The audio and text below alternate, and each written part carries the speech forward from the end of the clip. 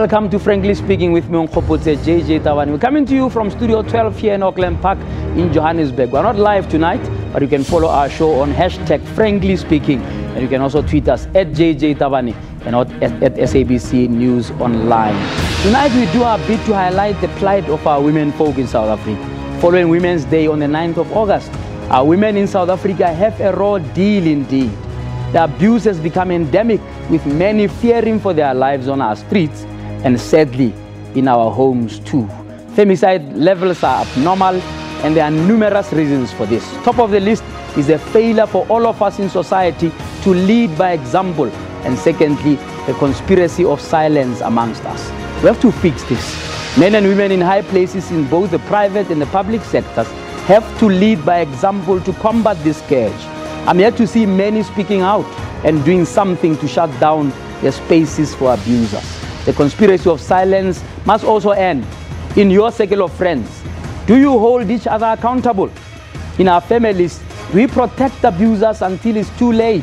On the 1st of August, the total shutdown marches took place around the country to highlight these and many issues of gender-based violence. Let's take a look at some of what happened on that day of the total shutdown. We acknowledge that there have been numerous protests and activities undertaken by many non-governmental organizations and other interest groups in our society fighting this scourge. It is evident to us that without a total integrated action by all relevant segments of our society, as well as political will, nothing will change to eliminate this scourge. That is why, as women, we have been moved to rise, march, and protest to demand an end to gender-based violence against women today. As the president of our country, I do have deep respect for the women of our country and take my time also to listen to the issues that are raised by the women of our country. You are right. As women, you are in the majority. But it is not only for that we should respect you. Yes. We should respect you because you have inherent rights. You are human beings. Yes. Well, let's hope that those cries didn't fall on deaf ears. To help me analyze the situation of our women folk and the work we need to do in society in this regard, my guests tonight are the CEO of Soul City, Auslebu Ramafoko, and the organizer of the total shutdown, Ausbrenda Madumisi Pajibo. Let's go talk frankly to them.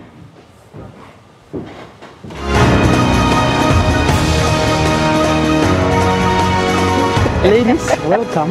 Evening. And thank you so much for honoring us with your presence. And congratulations of what, by all accounts, was very successful shutdown marches on the 1st of August. Yeah. But I wanted to ask you, quite frankly, do you think initiatives like this march, and it's not the first, I mean, there have been various other marches, just 2 weeks or 3 weeks ago, there was something called the 100-day march, petitions all over the place. Are they effective in moving the debate forward, especially given that the numbers don't seem to be declining of abuse, stories every day about, femicide and you name it.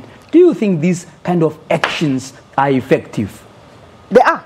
And I think with this one, we've seen something totally different now. We did what it did on the 1st of August. The following day, we got a response from the presidency to come and meet. Unprecedented, right? Because they realized we had determined and resolute women at the union buildings who were quite clear that we are bringing gender-based violence into the center. We are not going to shy away from it. We are going to make all of you uncomfortable. We'll have a conversation around it, and we are forcing the conversation. Talking about the uncomfortable, is it a new dawn for South African women? If you look at just this last 7 months, right?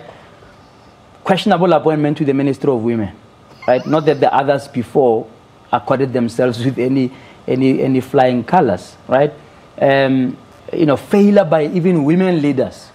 Right, in Parliament, for example, to hold somebody like Manana accountable. It took 7 months for the guy to resign on his own accord, ahead of a disciplinary process or whatever else. So when women look at all of this, they think, is it a new dawn for South African women? What's your own assessment? Yes and no. Yes, it's a new dawn because women in different corners who are not organized by political parties or whatever are beginning to shut down. If you think about it, Total Shutdown was an initiative by civil society across all groups, you know, if you are really sick and tired of this. So in that way, it's a new dawn. And I also don't think that we must rely on particularly our current ruling party, although they are in government, to shift things, because I think they themselves are, you know, they are battling internally themselves with their own issues of gender. But the pressure that civil society is putting and is, you know, people coming together collectively does say that we are seeing something that is probably a little bit more than before. Than we have before. Do you think civil society has not been organized enough? I mean, in this march, there were certain groups that decided to dissociate. The ONC Women's League, for example, they refused to come and join because they wanted to wear their regalia and so on. I mean, are we going to get it right if, you know, even if these initiatives don't seem to cohere for the necessary impact? I don't remember any struggle for liberation, even political liberation, where people came together under one umbrella. But in different formations, people were beginning to say enough is enough. I don't know whether the ANC Women's League did not want to be seen in red outfit so that they are not, you know, seen to be EFF. I don't know what their reasoning was. But what I've also seen, especially on social media about that, is women beginning to question that and saying, what was that all about? Couldn't you have done something different? So there's a lot that us as a sector, all of us need to do to build this movement. Let me come to you, Brenda, just in terms of over-reliance on the Ministry of Women, because usually in this month, that's when we're going to analyze to say this ministry is useless or it's not doing what it's supposed to do, etc. Do you think there's an over-reliance on that ministry? Have you met the new Minister of Women? No, we haven't. Why not? So this is a big thing that you are doing. Why haven't you thought it necessary to meet somebody at the highest level? The decision is that we're driving this from the presidency. So we as I said earlier, JJ, we're placing it on the agenda in the center, right? The center can't be a peripheral ministry somewhere, right? It has to be the president setting the tone that this is important to South Africa. The Ministry of Women, the way it has been treated in this country, clearly demonstrates that we don't take women's struggles seriously. The fact that this ministry has been struggling to have a budget, to have effective programs, tells you that, you know, no one gives a damn. Would you argue for its strengthening at all, given what you are raising as challenges, or you don't think it's necessary? We should rather mainstream gender issues across all departments? You know, we have had these debates for a long time as African society, where what is gender mainstream, or do we have a specific ministry to deal with women's issues?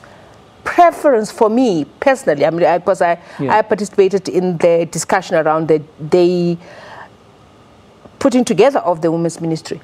I don't agree that we should have a women's ministry. That's my personal view, right? Now that it's here, how do you work with it and strengthen it? All right, I want to deal with that straight after the break. If you've just joined us, we are marking Women's Day here on Frankly Speaking today, and we're talking to the organizers of Shutdown, you know, Total Shutdown. And if you want to follow that discussion, hashtag Frankly Speaking, you can also tweet us at JJ Tavani at SABC News Online. Let's take a break.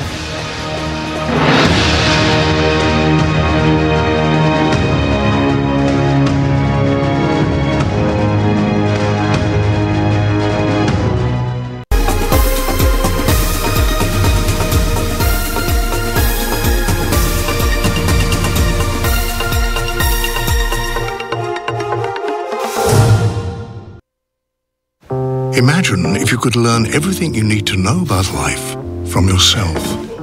What questions would you ask? What wisdom would you share?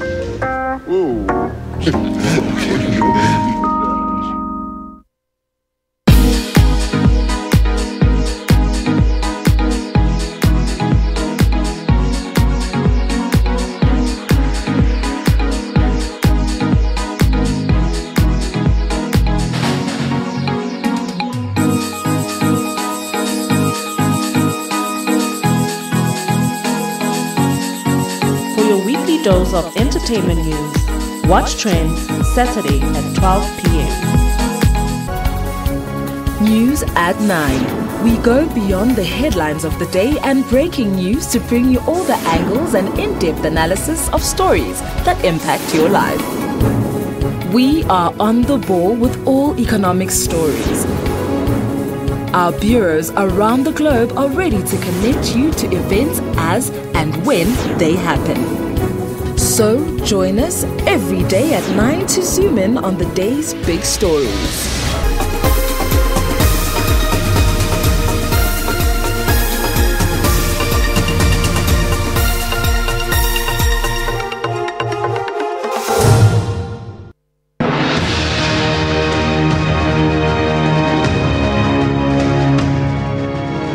Welcome back to Frankly Speaking. We are marking Women's Day here on Frankly Speaking tonight. And obviously, when I was Brenda, helping me to understand what on earth we are going to do to try and unlock this. Just resuming that discussion about the Ministry of Women. A lot of people, I mean, I don't remember any Ministry of Women since the last 24 years that has accorded itself excellently, or that people thought this is doing a fantastic job. How can we fix this?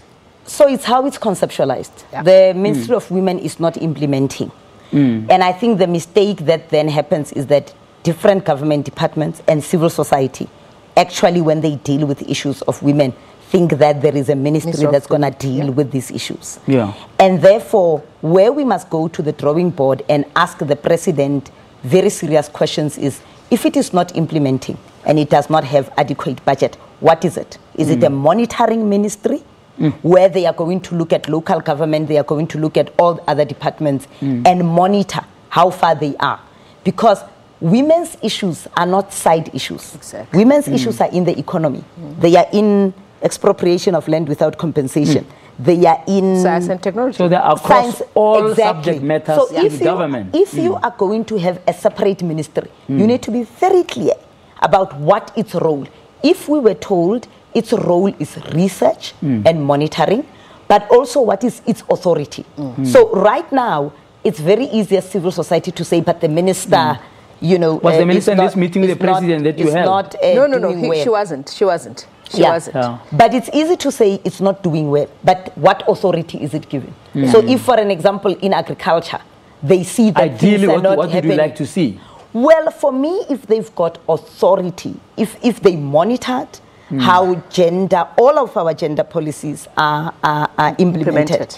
And they had authority to intervene. If, for an example, a ministry was lagging behind, I would understand why it's standing alone. All right, let's get to the substance of the matter now. Lots of violence against women, men beating up wives, girlfriends, spouses, you know, just femicide numbers being horrendous. And then you are marching, you say, we don't want men to come to this march. How are we going to sort this thing out if we don't, in a sense, rapidly build the bridges between men and women so that men who support your cause are also feeling that they are brought on board?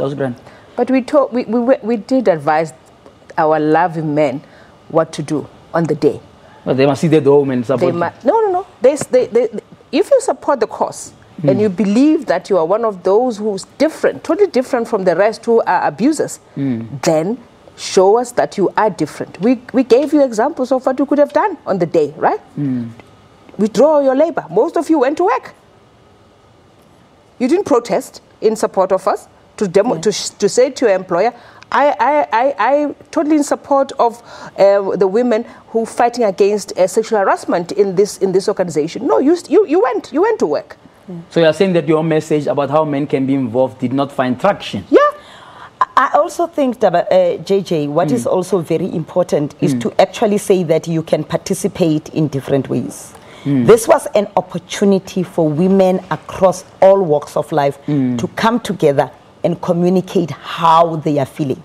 I think the idea that when you are excluded from something, therefore you cannot support it, is quite false. Men, for me, there's one thing that men can and must do in this country is to hold each other accountable. I don't necessarily need you, JJ, to be marching alongside me. I want to march with other women so that I listen to their voice. But I want you, JJ, in all of your spaces to hold all the men in your circles accountable. That is supporting total shutdown. And I think women even on social media, for very good reasons, needed a safe space. Where they can talk about their experiences. They Without can men express hovering about. themselves. Yes, and just for them to feel safe, because I mean, men are triggers for the violence that we experience. Yes. So it was important that that space is sacred and is protected, and we had to make sure that is the case, and we did that. All right. So now let's come to the role of women. There are many powerful women in different positions in this country, right? Are you satisfied that even some of those women themselves are not doing enough to try and close the spaces, or in your words, shut down spaces for abusers? A quick example, Parliament. You've got the Speaker of the National Assembly is a woman. The Speaker of the National Council of Province is a woman. At what point in Manana think he can spend 7 more months after being found guilty by a court of law for abusing women in institutions led by 2 powerful women? Well, the problem, JJ, is that for many women, they assimilate into patriarchy. So when they rise into power, they don't rise because they've smashed patriarchy. They rise because they have assimilated into patriarchy. They've been assimilated into a system that oppresses them. Absolutely. But also, I mean, it requires bravery. Yeah. I mean, nothing stopped the Speaker and the Chairperson of the National Council of Provinces of standing up. Yeah. And But I didn't hear other powerful women in society, whether in business or the NGO sector, lobbying those 2 women to say, stop it, you can't just sit and fold your arms. Well, and you are right in saying that. But I do think that, there is one thing that I think has infested our party political system, where if you are outside and you are telling me that this water is poisoned, just because it's not my comrade who's saying it's poisoned, I will drink it. Because I'm not going to hear it from the opposition or from somebody that is outside. So this closing of ranks is a big problem, where people will put the interest of the party first, and their perception of why are you attacking us, whose agenda are you doing, before what is the right principle. What they will tell you, these women, and it is for them to assess whether they are doing it effectively or not, is that no, within our own party structures, we were talking about this issue. But as Usis Brenda is saying, it does take that bravery. And I think also sometimes for all of us, even not in politics, we are so grateful we were given a seat at the table that we don't even want to rock the boat. You don't want to get there and rock the boat. Interesting. Your summit, will it involve women from across all categories? All categories, and only women. Only women? Again? Yeah. All right. Tell me, husband, don't you think, though, there is something to be said about women in powerful positions? There are many, right? To speak out. Because you can't tell me that in that cabinet, there's no woman there who's been beaten up by the husband somewhere. But have we had them talk so that the younger women or those who feel more vulnerable will speak and see this as an example of how to deal with this scourge? And that's what we do. I think what Total Shutdown has done, because I've seen people who were not brave before to say something about violence against women, intersectional, transgender, they have started to say something. And that's what we wanted to achieve. We have opened the conversation, and these conversations are going to happen at the churches, are going to happen in political parties, are going to happen in the trade union movement, going to happen in schools, at universities. We are forcing that conversation. If you've just joined us, we are talking now about the total shutdown. We're talking about gender issues on this Women's Month. That's part of marking Women's Day here on Frankly Speaking. After the break, we round off that conversation.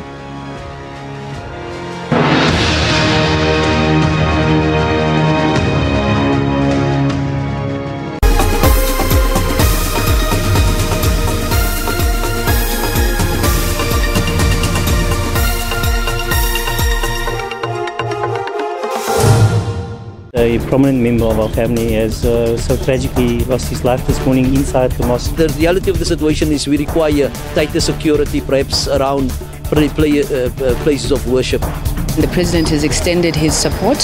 He's also asked that we keep the Modise family in our thoughts and prayers during this time. When the President pronounced on free education, that was a clear vindication of those students. The generation was vindicated, we had achieved free education. So now why must we still attend calls? There will have to be some discussion with the government and with the, with the police and with the justice system.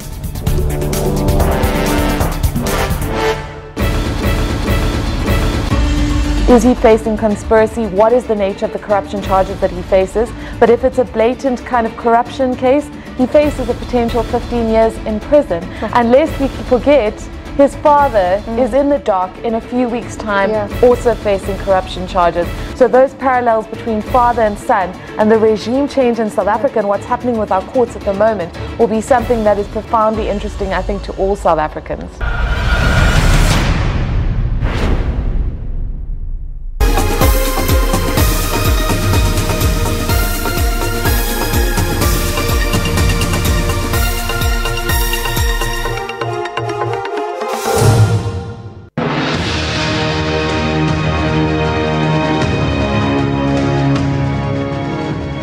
Welcome back to Frankly Speaking. Tonight on Frankly Speaking, we ask the question, what are you doing in your own circles to combat the terrible scourge of women abuse? What are you doing in your family, in your societies, in your youth clubs?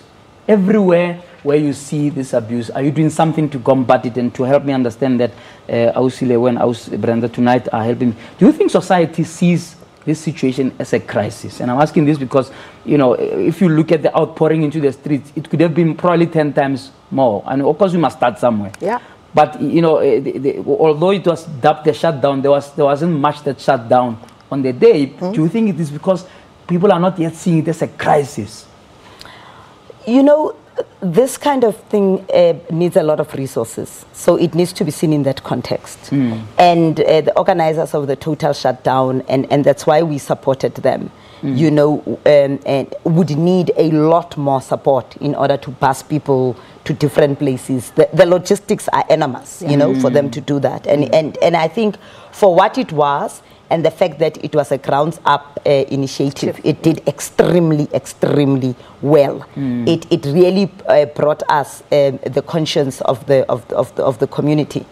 No struggle, JJ. I don't think when Mandela and them in the 60s, even when they were meeting, they were expecting that their first initiative to topple a very, very brutal system that's going to be millions. A lot of incidents had to happen. A lot of people had to start this. The ANC had to be banned. You know, a lot of people had to organize outside.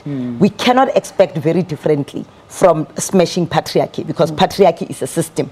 The things that we know are going to happen, and we've seen it before.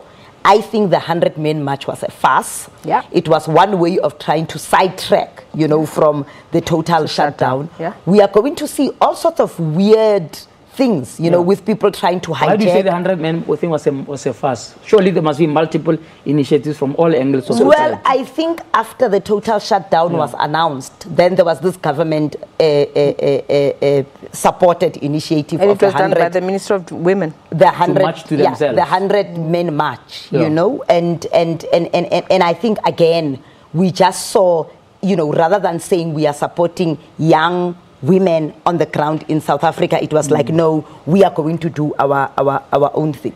But I was using that as example to say what we must be prepared for, people who support the total shutdown, is to go back to the drawing board around strategy. Yeah. Because we're going to need different tactics. We're going to need different ways in which different players, but we cannot be, what is the word, naive as to what is going to come against us in terms of this, you know, to be diverted, to people saying a whole lot of things about this. Practical things now, as we round off the conversation, that can be done. If people are listening here, there's a lot of articles in the paper saying, oh, yet another Women's Month, or it's all going to end up in the AU, having a summit coming up. 2 or 3 big things that you think should be done to start pushing back the frontiers on this issue of women abuse? One is to call out those who we think and know that they're abusers, right? There's this BRICS thing happening, the musician. Already we're coming out. As total shutdown, but different women on social media are coming out. That you can't have someone who is allegedly a perpetrator of violence against a woman coming to perform. We are stopping that kind of way. We're normalizing so there needs this to be behavior. Consequences for that. And we expect the JJ Tabanis of South Africa to also call on, do the same. As we call out BRICS, that you also do the same, right? So those are the first quick wins that we can do consistently, and we don't stop doing that, okay? No matter who it is. Yes. And I want to emphasize, no matter who it is. It can't be when it is JJ, then I say, by the way, you know, JJ and I just signed a deal yesterday. So now, do I go? So the big thing is consequence. Then give me one more as we round off. We've partnered with a technological company in India who've got an app called Safety Pin, where women can map various forms of safety in their communities. We hope to take that data to local government municipality, where we are saying, here is the data of where women are feeling safe or unsafe.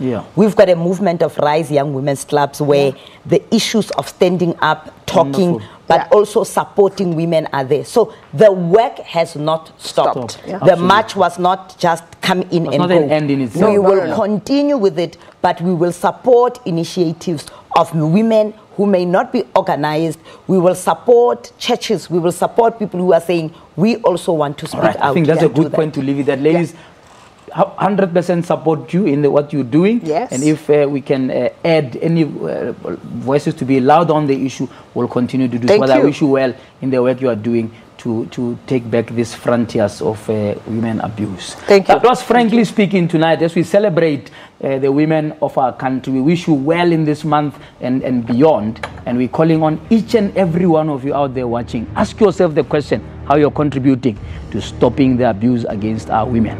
Until we talk frankly again, may God bless you.